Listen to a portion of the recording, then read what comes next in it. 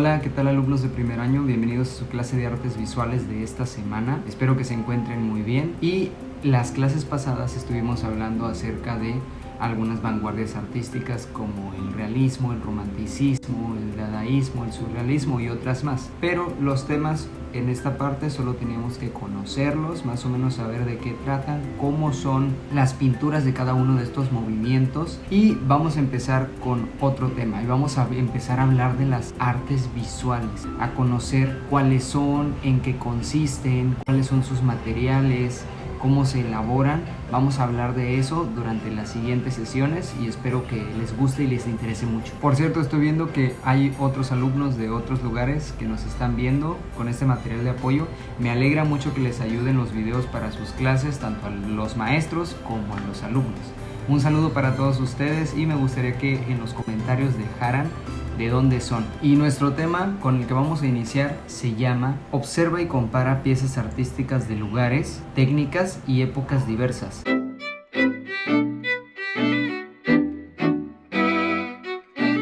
Y comenzaremos hablando de la composición. No es muy difícil de entender, pero debemos de saber más o menos cómo comprender este concepto. Un ejemplo, cuando realizamos un dibujo o una pintura, lo que la componen son varios elementos. En este caso está el color, la textura, las luces, las sombras, las líneas, las figuras. Todos esos son los componentes de la imagen, como lo vimos en el primer tema de clase. Y cuando están juntos hacen una composición. Entonces, una composición es la manera en la que organizamos los elementos que van dentro de una obra, cómo se compone una obra. Y en el caso de nuestro libro nos dice que una composición es la planeación, estructuración y distribución de los recursos ópticos que le dan a la obra su calidad de arte. Y la composición se da en todas las artes visuales, en la arquitectura, en la pintura, en la fotografía y en todas las demás que vamos a ver a partir de esta sesión. Y en esta clase vamos a hablar acerca del dibujo y la pintura. Pero vamos a empezar a definir qué es el dibujo. El dibujo es el arte y técnica para representar seres, objetos o situaciones por medio de líneas, trazos y sombras. Y el dibujo es la base para muchas de las artes, porque se empieza con bocetos para poder generar otro tipo de artes visuales. Y sobre el dibujo vamos a hablar acerca de dos conceptos importantes. Uno es el boceto, que supongo que ya conoces, que prácticamente es la planeación del dibujo, es decir, una idea base sobre la forma. Y el siguiente concepto es dibujo per se, que prácticamente es el dibujo terminado con todos los detalles, con sombras, con luces, con contrastes, con todas las líneas que debe de llevar al final el dibujo al ser terminado. Entonces, entendemos que el boceto es una planeación, un borrador del dibujo, y el dibujo per se es el dibujo terminado. Es muy sencillo de entender. Ahora, hablemos acerca de las herramientas del dibujo. Es muy sencillo porque es una de las artes que muchas de las personas realizan, ¿no? Y para el dibujo se necesitan lápiz, goma, plumas, carboncillos, grafito, escuadras, compases, la regla T, que es esta, y la goma borracha. Para algunos alumnos es un poco chistoso escuchar goma borracha, pero aquí está, se las presento, y esta sirve para borrar también tinta. Y el arte visual del dibujo principalmente se plasma en superficies como de papel o cartón. Por último vamos a hablar del recurso comunicativo del dibujo, que en este caso es el punto y la línea, muy diferente a la pintura, donde su recurso principal es la mancha. Bueno, todo estuvo muy sencillo, ¿no? ¿Qué es el dibujo? ¿Qué es el boceto? ¿El dibujo per se? ¿Cuáles son sus herramientas? ¿Cuáles son las superficies donde se representa? ¿Y cuál es su principal recurso comunicativo? Pero ahora vamos a pasar a hablar sobre la pintura.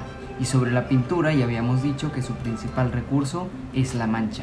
Y la pintura es el arte que combina pigmentos y aglutinantes sobre una superficie para generar obras gráficas. Y probablemente después del concepto que te dije digas, maestro, pero ¿qué es un aglutinante y qué es el pigmento en sí? Y es lo que vamos a ver a continuación. Bueno, la pintura se compone principalmente de tres elementos. Uno es el pigmento. El pigmento es polvo fino de color. Ese pigmento se puede adquirir de varias piedras, minerales, frutas y de otros lugares más. Después, como número 2, tenemos al aglutinante. Es un líquido, una sustancia líquida que se mezcla con el pigmento para que éste se pueda pegar en alguna superficie. Porque vamos de acuerdo en que si tienes una cajita de polvo de color, de pigmento, y se la tiras a una pared, la pared no va a quedar pintada. Pero si el pigmento lo mezclas con agua y se la tiras a la pared, ahora sí la pintura se va a adherir. Y después tenemos la carga, que sirve para dar viscosidad o volumen a la pintura. Es decir, es una mezcla un poquito más espesa para que la pintura, como dice el concepto, sea más viscosa, pueda adherirse mejor o tenga más volumen. Y todos los tipos de pinturas como Vinci, como témperas, acrílicas, acuarelas y otras más tienen aglutinantes y cargas diferentes. Y ahora vamos a hablar acerca de las herramientas que se utilizan para pintar, las que utiliza el pintor. Obviamente tenemos al pincel, tenemos esponjas, espátulas, brochas y otras más. Y vamos a hablar de las partes que componen al pincel, que es la herramienta principal de un pintor. Y aquí tenemos uno, en este caso esta parte se llama pelo, esta parte se llama mango, que es donde agarramos el pincel, y la parte metálica que une al pelo y el mango se llama férula. Y por último hablamos sobre las superficies en donde se puede pintar o donde se pinta usualmente, que puede ser papel, madera, lienzo, cobre y hasta vidrio. Y llegó la hora de hablar acerca de la tarea de la semana.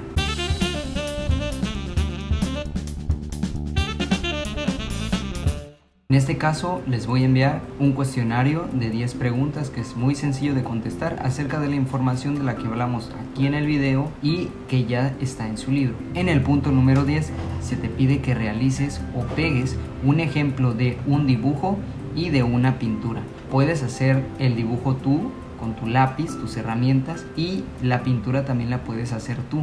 Ya tienes las pinturas, tienes los pinceles y tienes todo lo que necesitas. Y en caso de que no puedas, de que no te dé tiempo o que no tengas todos los materiales necesarios, también puedes recortar y pegar una imagen. Y esto fue todo por esta semana. Ya casi son vacaciones, ya vamos a descansar un poquito de todo esto. Espero que se encuentren muy bien y nos vemos la siguiente semana.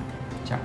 Por cierto, en caso de que se lo pregunten, maestro, vamos a aprender a dibujar, a aprender a pintar. En este ciclo escolar vamos a ver cuáles son las diferentes artes visuales, a conocerlas, a saber cómo son y a saber de qué tratan.